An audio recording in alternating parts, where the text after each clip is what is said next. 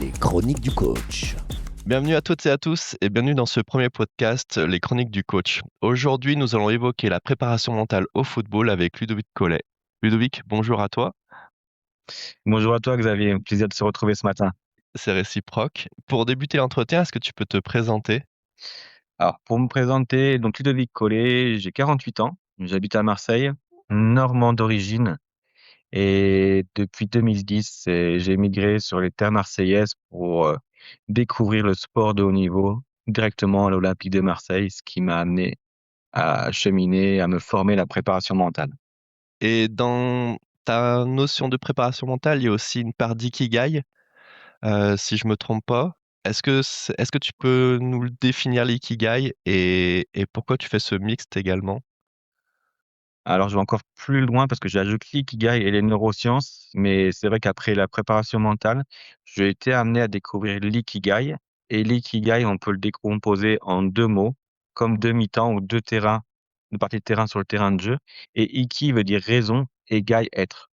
Trouver vraiment sa raison d'être dans ce sens qu'on a envie de faire dans notre vie. Et juste comme ça pour vous teaser, adolescent, je voulais être journaliste sportif parce que j'aime tous les sports. Et ma créativité m'a mis des barrières à l'école à cette époque. Et maintenant, j'accompagne des sportifs en préparation mentale et j'écris au quotidien des poèmes et j'écris 2 livres. Et, et du coup, donc en fait, tu estimais que la préparation mentale était peut-être pas assez? Ça allait chercher peut-être pas assez loin? Ou Ça allait pas chercher assez loin dans le sens où quand j'étais à l'Olympique de Marseille, concrètement, j'étais au quotidien avec, une trentaine d'internes et c'est des adolescents qui étaient en pleine construction identitaire et ce que j'aimais leur dire, c'est que vous avez pas juste un numéro dans votre dos et quelle est vraiment votre identité? Votre identité de jeu sur le terrain et votre identité de jeu JE dans la vie au quotidien. mmh, Et donc à côté, ils ont plein de talents, des passions qui peuvent être le dessin, la danse, les jeux vidéo et cetera. Et ben, pour moi, c'est trouver le plein équilibre entre cette passion et les différents talents qui sont sous-jacents et qui amènent vraiment à se réaliser, ouais. ouais, c'est sortir un petit peu du contexte foot, de sortir un petit peu, de se découvrir un petit peu en fait aussi, c'est ça? C'est d'aller C'est au-delà vraiment de c'est ça, puisque, bah, le foot, c'est un quotidien, c'est une passion, c'est une charge aussi. mmh, Et comment arriver à se libérer de cette charge-là et on le voit avec les médias, avec les réseaux sociaux et tout ce que ça peut amener chez la personne avec cette charge émotionnelle et avec ses hauts et ses bas, bah, comment aussi avoir un temps pour soi mmh. et de se dire: «Boum, j'y vais» et encore ce matin, je voyais une triathlète, bah, qui a repris du temps pour dessiner, alors qu'elle l'avait mis de côté depuis l'enfance. Ouais, c'est aussi en fait peut-être se reconnecter un petit peu à qui j'étais quand j'étais enfant. Mais, l'objectif du podcast, c'est, parler un petit peu des coachs, mais quand je suis coach et quand je pense tout le temps foot, foot, foot, foot, et bah, peut-être c'est se dire: «OK, qu'est-ce que aussi j'aimais bien faire quand j'étais petit?» Est-ce que c'était peut-être dessiner, je sais pas, il y a peut-être, essayer de se reconnecter à ça aussi un petit peu. Bah, j'ai envie de t'inviter à te poser cette question. Qu'est-ce que tu aimais faire quand tu étais enfant, Xavier, Mmh. comme jeu? Est-ce que c'était du puzzle, des Lego? Et quand tu vois, par exemple, toi, tu veux réaliser une composition d'équipe, et ben comme c'est un puzzle que tu es amené à assembler ou des Lego. Donc le ludique, il a toute sa part. Et des fois, on sort de ce ludique et de ce plaisir. Et pour moi, ça autant le valoriser. Et l'ikigai a tout son sens. Et pour amener du lien, ma première vraie question du coup, on va dire dans le podcast, suite à cette introduction, c'est, j'écoutais Thomas Samut qui conseille Léon Marchand sur le plan mental et il parlait dans une interview de la fin du «Tais-toi et nage, tais-toi et cours» et hem et le lien que je voulais faire avec, l'introduction, c'était se dire que un coach n'est plus seulement maintenant là pour, peut-être faire des séances ou coacher le jour de match, mais en fait, il doit aller chercher aussi un petit peu d'autres choses, chez le jeune ou chez le joueur, selon toi? Ou, et plus seulement être un technicien ou tacticien, quoi? Bah, Thomas Samut, ouais, c'est l'une des personnes références et quand j'ai pu découvrir son livre, «Un cancre dans les étoiles», pour moi, ça a été très révélateur sur la place de la préparation mentale et cette préparation mentale, l'amener sur un cadre aussi atypique parce que chacun est différent, elle est authentique et cette plus-value, c'est vraiment l'amener dans ce plaisir et tu parles de Léon Marchand, j'ai eu l'occasion dernièrement de croiser aussi, Florent Manodou qui Mmh. valorisait en disant que C'est juste au bout de la 29e année de licence qu'il a compris ce que c'était le mot plaisir dans la pratique du sport.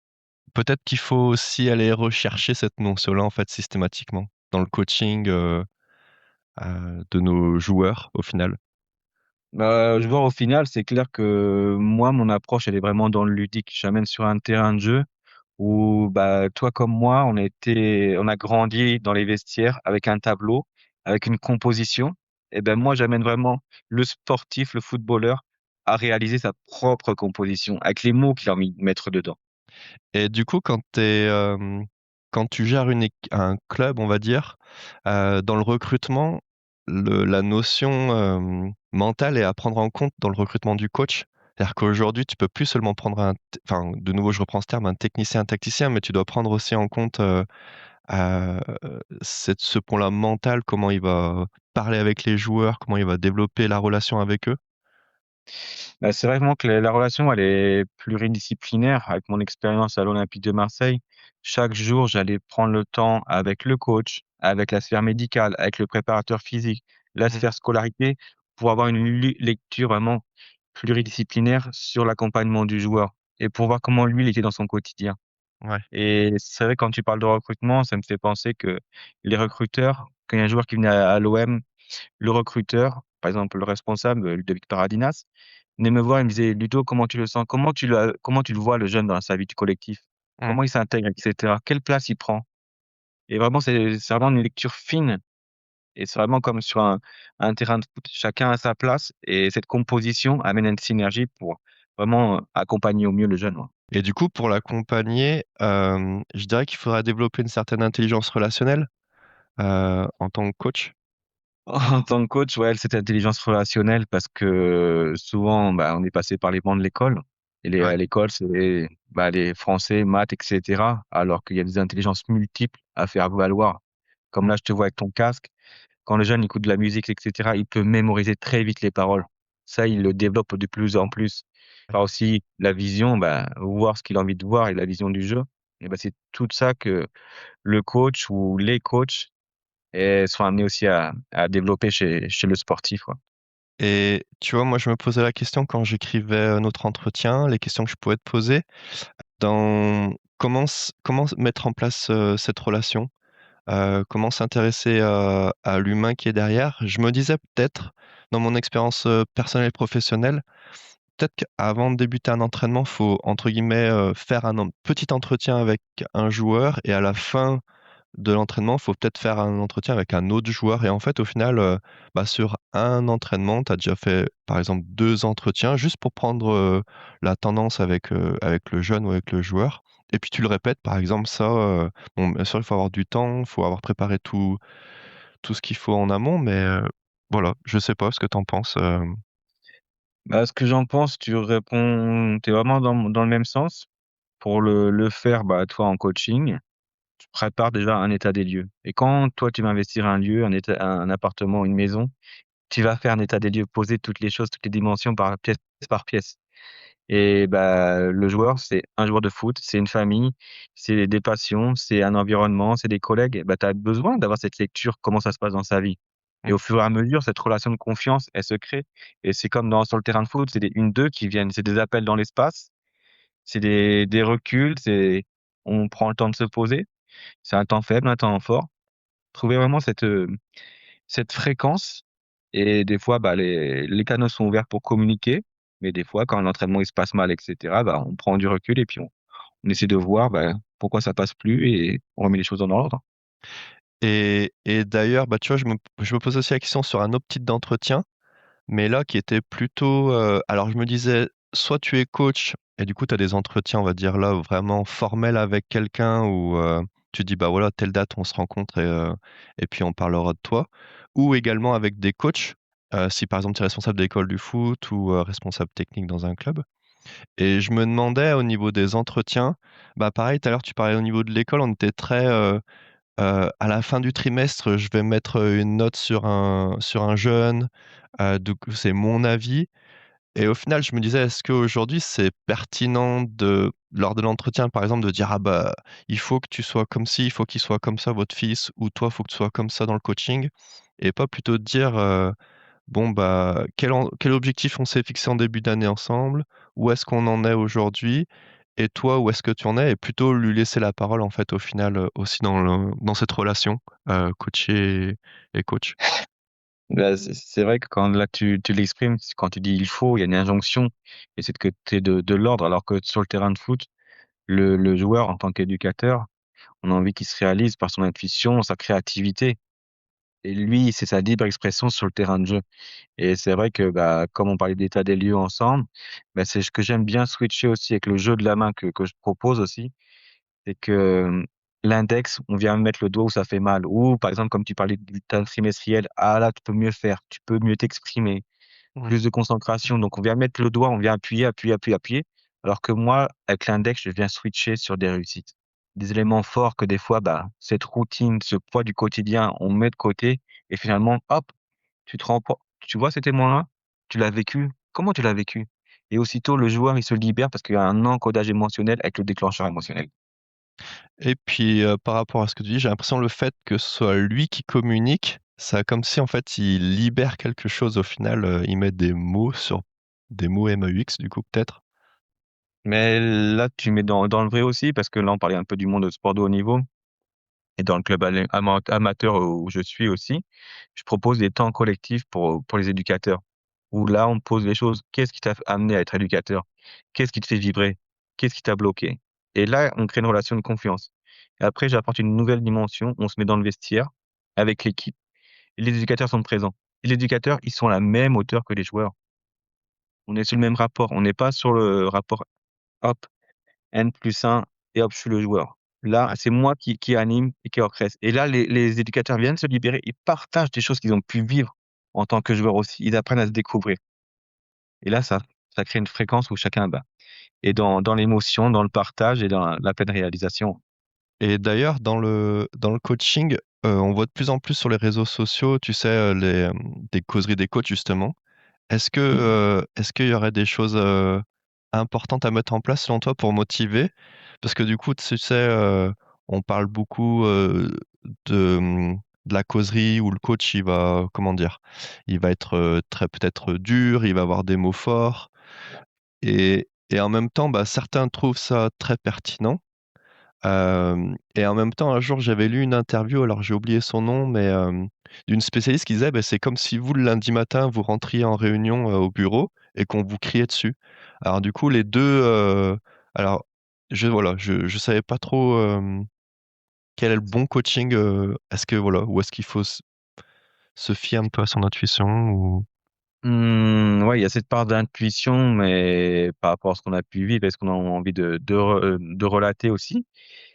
Et moi, ma technique, c'est vraiment que chacun soit acteur et ouvrir la parole parce que moi, j'ai peut-être des mots et peut-être qu'il y a un membre, du collectif qui a ce leadership et qui mmh, va trouver aussi ces codes que moi j'ai pas sur ce moment cet instant T parce que j'ai sur une charge émotionnelle qui va venir bloquer aussi et peut-être avoir ce relais dans le groupe et puis peut-être aussi, bah, c'est des joueurs qui arrivent pas à s'exprimer et là qui vont prendre la parole de façon spontanément et qui vont créer une nouveauté donc bah, c'est ce que j'aime dire aussi, c'est qu'avec l'ADN, bah, c'est apprendre différemment par la nouveauté et donc s'autoriser à de la nouveauté et du nouveau, du nouveau, du nouveau et peut-être que ça va trouver du sens et puis après on ajuste aussi par rapport au curseur. On se dit: «Bah, mmh. ouais, là, on s'est manqué, bah, dans la transparence».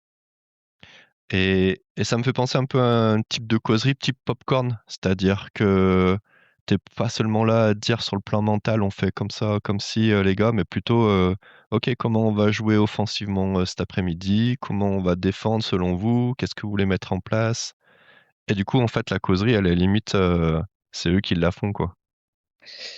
Bah, encore pas plus tard qu'hier, j'ai un joueur que j'ai en préparation mentale, il était sur une causerie avec le coach et c'était pas du tout sur la même longueur d'onde Mmh. et lui, il en ressorti frustré parce qu'il a fait valoir ses idées et cetera. Le collectif a fait valoir ses idées, mais avec le coach, ça passe plus. Il Ouais. me dit: «Qu'est-ce que j'en fais?» et cetera. Je dis: «Voilà, ça, on s'en décale et pour que toi, tu trouves vraiment ta liberté, mais c'était peut-être sur un temps beaucoup plus posé extérieur où vous trouvez cette même fréquence pour pouvoir aller ensemble». Ouais, parce que c'est important aussi que le coach, il soit qu'il se remette en question pour que justement il puisse, être sur la même longueur d'onde que ses joueurs et peut-être notamment, peut-être plus au niveau du coaching, au niveau des seniors. d'être en lien aussi avec, je parle souvent des leaders du groupe. Euh, Parce qu'en fait, si tu ne les as pas avec toi, on peut quasiment se dire, enfin, c'est très compliqué après d'avoir des résultats, quoi, à moyen ou long terme, même court Bah, terme, je pense. pour moi, le sport, le foot, c'est un sport collectif, hein. Mm. C'est un sport collectif où bah, l'individu aussi se réalise et puis lui aussi, il grandit dans cette sphère collective. Mm. Ouais, donc c'est important, tu vois, il y avait, comment dire, dans les entretiens qu'on parlait tout à l'heure, justement, à un certain niveau, à un certain, à un moment donné, prendre l'avis, justement, lors des entretiens avec peut-être les leaders, voilà, comment vous avez ressenti le match du week-end, comment tu ressens les entraînements, tout ça. Toutes des choses, je pense qu'il faut aller gratter un petit peu aussi, constamment, quoi. Constamment, et puis bah, aussi en toute transparence, tous les deux on l'a vécu ensemble. Des fois, on a un regard sur une situation, Ouais. et comme moi, je n'avais pas ce regard, bah, de te dire, ouais, Xavier, bah, j'en pense ça, et puis toi, on a interagi, et moi aussi, en tant que préparateur mental aussi, je me fais coacher aussi, hein, parce qu'il y a des choses que des fois peuvent m'impacter, j'ai plus cette réflexion, etc. Comment prendre du recul, et puis aller les soulever aussi en dessous le tapis pour voir ce qu'il y a derrière, hein. Et du coup, on parlait des causeries au niveau de l'école du foot, par exemple, aussi. Si on évoque ces catégories-là, être dans l'échange, mais aussi peut-être de manière amener du ludique, peut-être à travers des images pour les vraiment les tout petits, enfin imagés, ou chaque mois, par exemple, j'aime bien plutôt que prendre un schéma, tu sais, de temps en temps, mettre des plots au sol et puis faire des choses, des schémas tactiques, mais juste voilà, c'est vous qui déplacez les plots. Tu vois, être toujours dans cette idée-là de changer un petit peu le cadre aussi. Changer le cadre, parce qu'ils ont des représentations que nous, on a autrement. On a pu avoir avec Olivier Tom, par exemple. Et voilà, cette dimension, et quand je vois l'interaction que les joueurs, ils ont avec les mangas ou des jeux, et ben, je leur dis, voilà, tu veux envoyer une frappe, est-ce que tu es capable d'envoyer une boule de feu? Et là, ils rentrent dans cette dimension boule de feu, représentation. Donc, ils lâchent prise sur cette notion de performance et aller plus sur cette notion de plaisir. Et d'ailleurs, du coup, tout à l'heure, on parlait de comment emmener un groupe avec soi. Et pareil, dans une autre interview, j'avais écouté Eric Roy, le coach de Mhm. Brest, qui disait en fait que l'année où ils ont surperformé il y a 2 ans de ça, il expliquait que sur le plan mental, il avait en fait donné la ligne directrice de dire bah, c'est les joueurs eux-mêmes qui se fixaient leurs propres objectifs par période. Et du coup, je trouvais ça intéressant parce que ça responsabilisait le groupe au final. Et c'était plus seulement le coach qui anime le truc, mais c'est, voilà, encore une fois, on en revient à, ouais, voilà, à ce que ce le groupe qui se prenne en main, quoi. Bah, voilà, parce qu'il vient se prendre en main, parce que sinon, ce qui peut se passer, c'est que c'est le coach qui met des objectifs, mais les joueurs y accèdent par procuration. Alors que si le joueur lui-même le verbalise, l'écrit, etc., son cerveau, il prend en considération. Et c'est là l'objectif après de la préparation mentale, de pouvoir débloquer tous les marqueurs qu'il peut y avoir quand il est mis en place depuis l'enfance, des marqueurs limitants, des croyances, etc. Et là, pour faire sauter ces marqueurs, et là que je dis aux joueurs, bah, maintenant c'est à toi de venir marquer les esprits. Oui, puis, et du coup, tu les afficherais, toi, ce genre d'objectifs, ou comment tu fais pour le visualiser, ou pas forcément, ou tu ferais des rappels, je sais pas. Bah, là, après, tout dépend si les séances sont en individuel ou en collectif. Si c'est en individuel, bah, chacun note ses choses, etc. Peut-être à un moment donné, il a besoin de le faire partager. Et si Hmm. lui aussi, c'est un joueur, que je vois des adolescents qui sont en quête de leadership aussi, de communication, il les amène, eux, à dire, OK, ton prochain challenge, t'as envie de faire quoi? Ah, bah, j'ai envie d'aller parler au coach et lui expliquer ce que j'ai en moi. OK, bah, tu casses les lignes comme sur le terrain. Ouais, parce que c'est pas facile aussi en tant que coach. On dit souvent que le coach va voir les joueurs, mais l'inverse, sur le plan mental, c'est voilà, c'est aussi créer une dynamique pour que le joueur se dise ok, bah, je prends un peu sur moi et je vais voir le coach, quoi. Comme je viens de te le dire, tu casses les lignes, hein, et Ouais, tu voilà. casses les codes. Ouais, donc c'est important cette relation-là, elle est primordiale au final. Il était là-bas à Brest. Thomas Hamid était là-bas à Brest lors de cet épisode. Ouais, c'était lui qui était là-bas. C'est lui aussi qui est passé par l'OGC Nice aussi, et puis maintenant qui est sur l'équipe de France féminine. Donc, ça bouge, ça bouge. Et, du coup, dans le fait d'être toujours dans la dynamique de groupe, est-ce que toi, tu vois des points importants à mettre en place avec son équipe? Moi, je pensais par exemple aux règles de vie en début d'année ou qui permettent de mettre un cadre en termes d'attitude, de comportement, mais que ce soit eux aussi qui s'approprient en fait, enfin qui créent leurs propres règles de vie. Mais je sais pas si toi, qu'est-ce que tu en penses et si tu vois peut-être.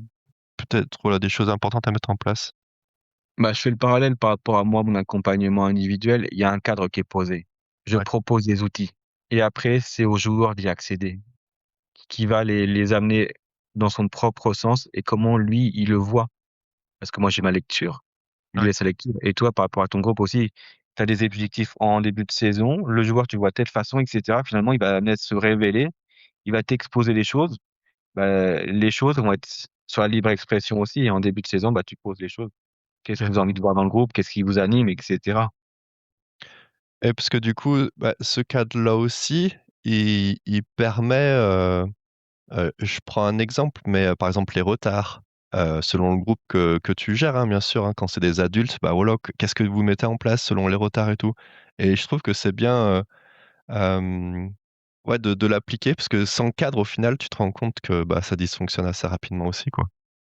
Bah, c'est pour nous-mêmes aussi, on a besoin d'une discipline. Quand tu es sportif, tu es amené à faire une préparation, tu es obligé ton hygiène de vie, ton hygiène mentale et cetera et c'est ce que moi j'aborde aussi dans mon concept de gymnopoète aussi, c'est comment on vient stimuler le cerveau dans un cadre. D'autres cadres d'hygiène, on peut prendre une douche, on peut se laver les dents pour se mettre propre, mais comment on va se libérer aussi des pensées toxiques qu'il y a dans le cerveau, de ces croyances limitantes? Et ça, dans le cadre officiel, on ne prend pas le temps de le faire. Et c'est pour ça que je sors du cadre. Il faut, ouais. Et tu verrais du coup des actions à mettre en place, toi, prioritaires par rapport à ça? Je pense notamment, à des temps de cohésion, parce que des fois j'ai l'impression qu'on est tu sais, quand on entraîne une équipe, c'est, bah, tes 2 ou 3 entraînements par semaine plus le match le week-end. Mais au final, est-ce qu'il y a des voilà, est-ce que des fois, faut pas mieux justement casser ces routines-là un petit peu de temps en temps, selon les semaines aussi? Fortes ou faibles selon match ou pas match? C'est là-dessus qui est important, hein, de le ludique et là devant moi, j'ai un jeu de cartes qui est là et ce jeu de cartes, c'est un jeu de cartes totem et dedans, il y a des cartes qualité et des cartes animales et pour chaque animal, il y a une définition et ça amène aussi à avoir un regard sur l'autre et pas plus tard aussi qu'aux vacances de Noël, je me retrouve avec Timothy Weah, le joueur de l'Olympique de Marseille et qui me faisait part de ce cadre-là. Il me dit: «Oui, à Marseille, il y a cette pression extérieure, comme on la vit et nous, le groupe vit très bien l'intérieur parce qu'on a nos codes, nos temps de vie communs et qui nous font du bien aussi» et là, Mmh. tu le mets en avant. Le groupe a besoin de vivre à l'intérieur. Ouais, donc le coach, doit aussi amener ça au final? Hem, Il peut être source de propositions et après, comme tu disais, il y a des leaders aussi qui sont source de propositions et c'est trouver cette mmh. alchimie aussi entre les 2, bah, de dire: «Ouais, on a besoin de ce temps off coach, on se retrouve entre nous, on se fait un bon temps pour nous et puis, bah, si vous voulez venir, on vous le propose et si vraiment on a besoin de libérer les choses intérieurement, bah, on le fait entre nous». Tu vois, moi, je me disais, par exemple, un temps, hors foot en début d'année, Mmh. parce qu'en début d'année, bah, voilà, pour créer du lien, pour, faire connaissance, et puis après, peut-être, profiter des anniversaires. Peut-être qu'une fois par mois, tu vois, bah, voilà, il y a un temps où allez, on s'accorde un quart d'heure et puis, bah, ceux qui ont fêté leur anniversaire, ils offrent un petit truc, à tout le monde, quoi. Bah, cette notion d'anniversaire, tu la mets en évidence. Bah, quand j'ai travaillé à l'Olympique de Marseille, les jeunes internes, ils sont coupés de la famille au quotidien. Les dates d'anniversaire défilaient et moi j'avais vu avec le prestataire au niveau de la cuisine et le nutritionniste aussi, Achraf Tamanim, qui est avec les professionnels maintenant. Ce temps d'anniversaire, le fêter, le valoriser, mettre du son, danser ensemble, partager, ouais. Et à l'inverse, est-ce que sur le plan mental, tu vois des choses à peut-être, vite stopper pour un coach, des que tu peux voir dans le quotidien ou peut-être que tu as pu voir dans le passé et tu dis: «Waouh, non, ça par contre, attention, mayday». Ouais, ouais, Mayday parce que, bah, une saison, c'est très long avec, bah, des choix, des déceptions, des victoires, des défaites et des blessures aussi.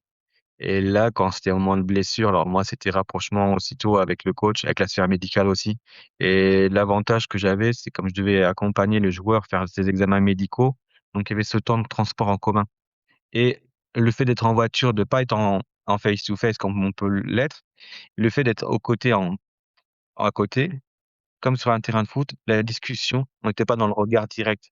Et là, les mots se libéraient et il me parlait des soucis qu'il pouvait avoir. quand par exemple, c'était un joueur, étranger, quand c'est un joueur qui sa famille est très loin, des fois du manque, des manques de repères et cetera. Des fois, il osent pas le valoriser et l'exprimer dans le collectif et bah, sur ce temps off, bah, là, les mots se lâchaient, ouais. Et et et est-ce que toi, tu vois en tant que coach des choses à, alors ma 1re question qui venait par rapport à ça, c'est déjà en tant que coach, quand un joueur est blessé, bah, prendre le temps peut-être de lui écrire assez régulièrement? Parce que je sais pas, quelqu'un se tord la cheville, mais il vient pas du coup pendant 2 mois, bah, peut-être garder un lien, tu vois? Et lui dire justement, bah, peut-être sur les temps de cohésion, tu peux passer ou Beh, ouais, c'est de trouver une place différente et le rendre acteur aussi. Parce que j'aime dire, voilà, des fois, on peut rester spectateur et quand on est spectateur, c'est là que les spectres sont acteurs dans notre tête, ces petits fantômes et cetera, ces petits mondes, ces pensées parasites, bah, qui nous dévalorisent, qui nous fait perdre des repères, perdre la place dans le groupe et cetera, la perte d'objectifs et mmh, bah, c'est comment hop et non, on a un collectif, chacun de nous peut un jour être blessé et ben, tu es dans le groupe et on te garde avec le groupe, on a besoin aussi. donc c'est trouver aussi alors ça fait beaucoup de choses, hein, parce que je me rends compte qu'on demande beaucoup aussi au coach au final là dans tout ce qu'on se dit. Mmh. C'est ça aussi, bah, j'y reviendrai tout à l'heure sur une autre question, mais c'est vrai que ça fait beaucoup, beaucoup de choses à penser. Mais d'ailleurs dans ces choses à mettre en place avec, des joueurs, je me disais peut-être que ne pas convoquer un joueur dans son groupe, par exemple sans lui dire, tu vois? Je me disais ça c'est peut-être des choses à arrêter. Enfin, je sais que ça peut se faire encore. Moi-même j'y l'ai fait et tu te rends compte tout de suite de l'erreur en fait, de la non-communication au final. Ou, autre chose, un joueur qui est tout le temps titulaire et ne pas lui dire qu'il ne le sera pas, tu vois? Et ça c'est comme si ça cassait une dynamique, une relation. Ça peut ça peut être comme un tag par derrière, parce que tu as pas l'information et toi par derrière tu mets, une information qui est pas comprise, qui est pas divulguée. Donc comme elle est pas divulguée, bah, là, le cerveau, oh l'ego, les hypothèses qui partent dans tous les sens. Ouais, voilà exactement, ouais. Qu'est-ce que j'ai fait? Qu'est-ce qui s'est passé? Et cetera. Il compte plus sur moi ou est-ce qu'il y a un choix, tout, ou c'est le président qui a demandé tel joueur qui rentre dans l'équipe, il y a plein, plein de questions qui rentrent en jeu, hein. Et et du coup, pour en revenir avec ton anecdote là, sur les joueurs blessés, dans les entretiens que tu peux préconiser, est-ce que le face à face, c'est ce qu'il y a de mieux? Ou je sais qu'en PNL, des fois, on dit souvent, faut se décaler un petit peu l'un de l'autre, pas être Ouais, uniquement face à face pour laisser un peu de c'est liberté. ouais, c'est ça, c'est de trouver cette liberté et vraiment moi ce que je pars sur cette source de proposition.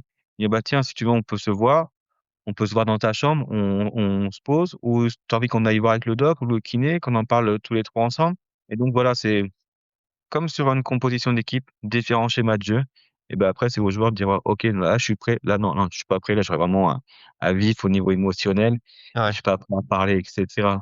donc ouais, s'adapter et puis prendre en considération, le joueur, quoi. Et il y a je voulais te parler aussi, un autre sujet, c'était, sur les réseaux sociaux toujours. Mmh. Je trouve qu'on voit beaucoup de posts sur les victoires ou sur les bons classements, de son équipe. Mais au final, on voit peu de choses sur la dynamique de groupe, sur, des actions positives, sur les temps de cohésion et du coup, comment faire pour arriver à se détacher un petit peu de ce côté, l'image que je renvoie de moi en tant que coach et qui est Mmh. basée au final seulement sur la victoire ou sur le classement? Heu, c'est quelque chose qui m'intéresse vraiment, Bah, c'est vrai qu'on est sur les codes communs, comme je disais tout à l'heure, voilà, la performance et est-ce oui, qu'est-ce qui se passe dans le plaisir aussi? Qu'est-ce qui a été mis en place? Et c'est vrai que des fois, je prends aussi autant de plaisir à voir sur les réseaux sociaux, sur, un petit reportage sur un match de Coupe de France, où les joueurs, ils vont manger ensemble. Qu'est-ce qui se passe dans le bus? Et cetera. Et il y a c'est comme la préparation mentale. La préparation mentale, il y a, bah, le match le jour J, mais en amont, il y a toute une préparation. Il y a toute une préparation et après post-match aussi, qu'est-ce qui s'y passe aussi? ouais, Il y a c'est ça. plein de choses et qu'en tant que coach aussi, bah, toi, on parle de victoire, mais avant la victoire, il y a eu des entraînements, il y a eu des clashs, il y a eu des ajustements et après la victoire, qu'est-ce qui s'est passé aussi, tu vois? Donc il y a plein de choses à valoriser, tu vois? Et c'est pour ça que ça serait bien d'arriver à en sortir au final, seulement de cette image-là de classement, de victoire. Et ouais, en tout cas, moi j'aurais envie d'encourager ça, tu vois, de montrer autre chose que simplement le résultat au final. Mais c'est ça et comme je peux voir sur certains joueurs de foot, il y a cette victoire sur le terrain de foot, mais il y a leur victoire aussi dans leur vie aussi personnelle, quand il y a l'arrivée d'un bébé, quand il Mmh. y a un mariage, quand il y a eu un événement particulier, bah, ça fait partie de tout l'accompagnement. Comme je disais Mmh. tout à l'heure, le joueur de foot, c'est pas juste un chiffre dans le dos, hein. Et Ouais, le ouais, coach, tout à c'est fait. pareil non plus, c'est pas qu'un C. C'est vraiment le C de connexion, de confiance aussi, hein. Et alors là, je veux passer un peu, sur une autre question, mais tout en ayant du lien, mais c'est, je m'étais noté en tant qu'éducateur de football, tu sais, on fait enfin, on pense foot du lundi au dimanche et heu et je me disais sur le plan mental, c'est peut-être important de se créer des temps, peut-être hors foot. Ça revient un petit peu à notre discussion en début d'échange où justement tu parlais de se reconnecter à d'autres choses, à ce qu'on était quand on était plus jeune et cetera. Et comment se préserver toi de ça à ton avis, notamment si c'est ton métier passion ou même de ta passion?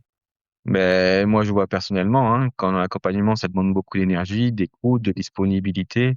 Et j'ai besoin de ces temps off aussi. Je vais me déconnecter, je me recentre sur moi-même. Et je le vois aussi dans le sport de niveau, hein, ces coachs bah, qui vont prendre un temps bah, pour aller balader dans la nature, prendre un bouquin, se mettre dans leur bureau, écouter de la musique. Vraiment, ces temps d'évasion, hein. Vraiment se mettre en place des routines, aussi un peu au quotidien, de se dire: «Allez, je déconnecte, quoi». Bah, la symbolique, hein, sur un match de foot, il y a une mi-temps. Mais N'oubliez c'est pas. aussi se dire qu'il y a du foot tout le temps maintenant aussi, donc c'est se dire, bah, je vais pas mettre la télé, je vais mettre peut-être une série Netflix, je vais peut-être, ou autre chose ou un podcast ou peu importe, quoi. Bah, exactement, ouais. Parce qu'au final aussi et ce temps libre-là, tu sais, aujourd'hui, on investit beaucoup sur des smartphones, je trouve, sur, une nouvelle voiture, et de nouveaux vêtements et au final, est-ce qu'il serait pas temps un peu plus d'investir sur soi-même aussi? Ce qui me permettra de faire du lien aussi un petit peu avec ce que tu fais toi dans ton quotidien. Bah, là, ce matin, on le voit, on peut discuter comme si on discutait sur la terrasse d'un café, toi. Et on se pose et on n'est pas connecté sur les réseaux et cetera, à voir ce qui s'y passe. On est vraiment dans l'échange, d'expérience, de partage et après on vient se nourrir de nos échanges et du partage. Et donc tu conseillerais ou enfin après c'est peut-être selon ta personne aussi, à mettre à voir quelqu'un peut-être? Parce que j'ai l'impression que c'est aussi, je vais voir quelqu'un parce que je vais mal et ce serait peut-être ça aussi qu'il faudrait peut-être un peu casser. J'ai eu ces retours-là, Xavier, en toute franchise, hein. Il y a des joueurs, on est rentré en contact, ils m'ont dit: «Ah non, non, mais moi j'ai pas besoin d'un psychologue». Ouais, j'ai dit: «Non, non, nuance, on est vraiment sur la préparation du mental et après moi, si ça sort de mes compétences, hop, je décale vers un confrère, pour dire: Mmh. «Voilà, c'est vraiment ce domaine-là qui est être accompagné». Et est-ce que toi tu aurais par rapport à ça, des lectures que tu aimerais conseiller?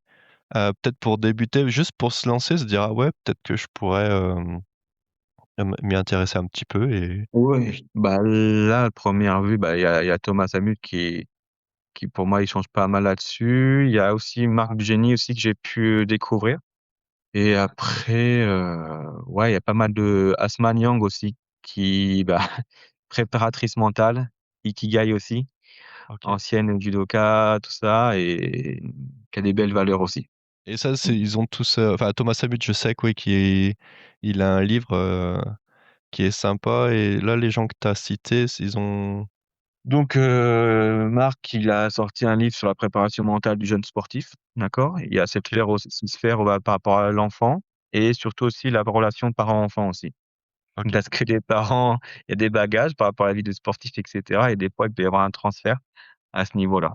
Et pour, Asma Niang, ouais, elle est présente sur les réseaux sociaux et dernièrement, elle a participé à une émission sur France 2 aussi et sur les défis, tout et c'est bah, moi, je m'y retrouve parce que préparation mentale et Ikigai, on est sur les mêmes Mmh. clés, ouais.